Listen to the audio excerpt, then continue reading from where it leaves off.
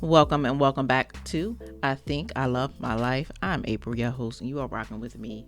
This podcast is for you if you understand that you are the only obstacle standing in the way of your business success and your personal growth. So, how can we be better, do better, have better? That is the question we will be attempting to answer one episode at a time. Brick by beautiful brick baby dolls. So, today we are talking about losing momentum, which is a fancy phrase for keep starting and then stopping, aka keep giving up on yourself, aka keep giving up on your dreams. I don't know about you, but this shit is getting boring, right? Like, it's literally boring me. Or maybe it's not boring. Maybe it's exciting as to the reason why I keep doing it. Starting, stopping, believing in myself today, then spending the next 6 days believing that I'm probably just delusional. And then on the seventh day, I might believe in myself today and might like go hard. And I think the question here is, why do we take 2 steps forward and then 8 steps back and then sit down and binge Trap Queen episodes? Okay, that's just me, but you get what I'm saying. Why do we make like some progress and then proceed to just burn it all down and put it in the trash? Well, let me tell you about the first podcast that I started, the little podcast that could, right? I decided I wanted to start a podcast a few months ago. The plan was to create 100 episodes. I wasn't concerned about like subscribers and all the vanity metrics and all the foo foo la. I just wanted to create 100 episodes. And I know for a fact, or maybe I'm just really overconfident about this, but I feel like with that amount of episodes, even 25, that I'm going to learn something and I'm going to grow. Just as a person, as a woman, I feel like it's gonna be good. So that was the meaning of the goal for, something internal, to feel like I'm doing something, and also just again to get that growth and to learn something new. And I just thought it would be cool, right? So I did it. I chugged along. I had lots of fun. I learned about podcasting, made like 10 episodes, and then stopped. I just stopped. So, what happened? So, what had happened was the original idea for the podcast was like super niche. Now, I knew this going in. Like, even before I recorded the first episode, once I got to that 10th episode, I was still on the fence about it. So, up front, listen to your intuition just because it's probably right. But I knew going in that this was very niche. That's not a big issue if your niche is something that you're passionate about. Niching is a good thing, right? Like, if you start a podcast or write a book about beauty, right? Just beauty. You're talking to like everybody, which means you're talking to nobody, right? But if you are starting a podcast or writing a book or have a website that targets women 25 to 45 who are black and have 4C type hair, now you have a niche, right? You have a group, a subset of a group, of a category, and you actually have an audience that could be a very authentic audience because it's a specific type of person that is going to come read that blog or read that book, right? So I knew I wanted to talk about personal development and target people that were interested in personal development. But it's a huge field. So, because you can literally improve yourself in plenty of ways, right? You can exercise, you can, read books, you can go to seminars, you can go live in the mountains with the monks.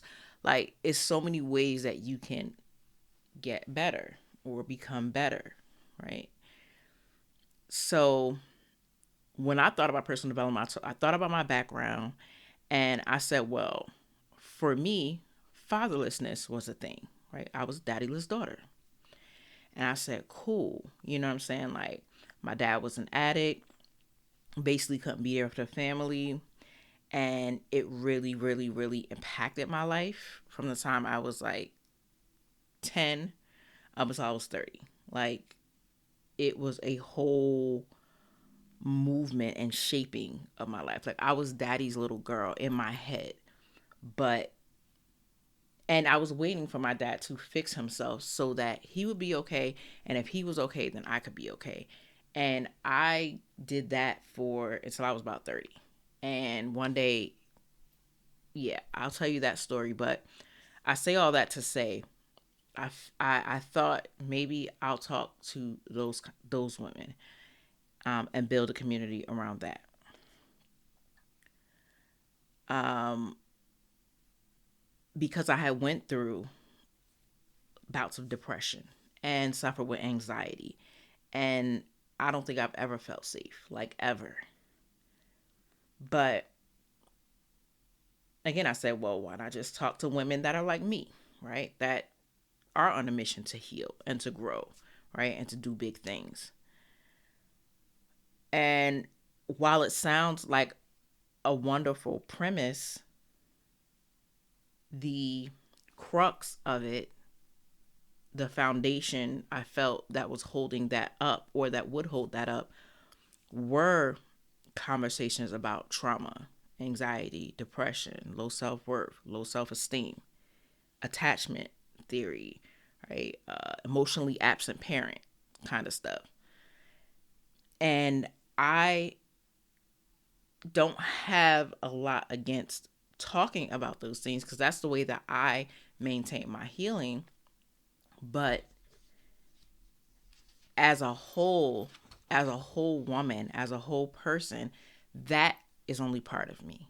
So of course, that's going to come across this microphone, right? That's going to come inside this podcast, because it's me, right? It's a part of me, and shaped who I am now. Like, I still have daddy issues. But again, that's not everything that I am. So I thought about my life as a whole, and that part of me, and, other chapters in my life and other things that I've done. And I said, I want to do something that combines who I was then and who I am now, right? Just my personal growth journey and struggles right now, trying to build a new thing, start a business, create, like, just that act of creating, and going through those personal growth struggles as everything, as a woman, at being black, right, as a mother, having being fatherless, all of it, just everything that I am. So that's why I felt like um that idea was a little, was constricted. That's how I felt in that niche. I didn't feel expansive. It didn't feel expansive for me. Now, it could be. It could have been. I could just be being dramatic about it. But I just didn't feel expansive in it. I felt like I was living in my past, and I didn't want to live there anymore, right? So I want to bring it along. I want to encompass it. I want to go over it, but I didn't want it to be the whole thing. So I decided, go back to the drawing board. I'm going to come up with a new idea, do something else. And I thought that I could just jump out of that and jump into something else. Apparently, I'm not a superhero, right? Like I can't just, right? I'm just human. I just found out I'm human. It's crazy. But I found it very difficult to just jump into a new idea right away and just go full force. So the reason why I'm telling you this story is because you have to understand it's okay to stop. It's okay to slow down and it's okay to change your mind. But those acts, those decisions will affect your momentum.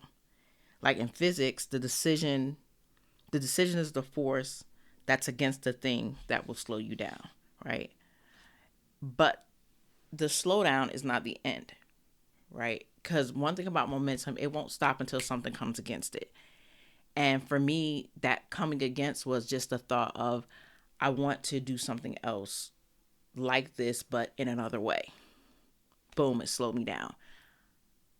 And it will slow you down. But the only thing about it is it kind of feels, it's that good old feeling of feeling like you're giving up on yourself again, that you're giving up on another project.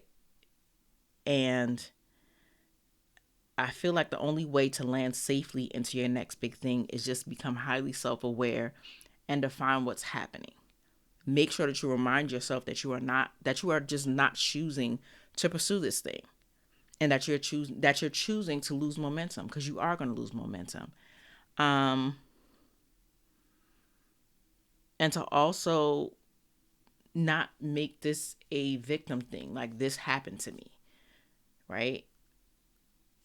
See it as a decision you made consciously, right? Like it helps to be like, I made this decision to stop this project because I'm going to go ahead and try something else right now that I feel is speaking to me a little bit more, and kind of take charge of that decision and don't fall into it like, oh, it's happening again. It's happening again. Not I'm making this happen. I'm stopping this so I can start something else.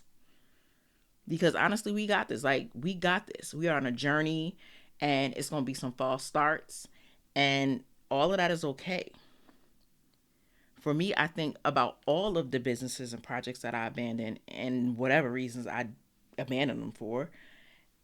And my go-to is just to remind myself of how indecisive I am, right? How old I am, all of my responsibilities, all my sensibilities, how much I spent on learning.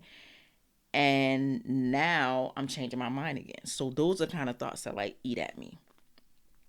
But then I think, but what if it was something, right, that was way deeper than me just changing my mind or changing my idea? That's the real issue. Like, that's what I think about. That's when I start to overthink. I'm like, whoa, what if it was the fact that you're self-sabotaging again? So, okay, so say my podcast concept switch was an act of self-sabotage. Why would I do that? Why is it that when we have a good thing going, we all of a sudden stop and say, I'm going to do something else? In my next episode, the conversation is going to be around the self-sabotage and a few reasons why we do that and how we can go ahead and stop.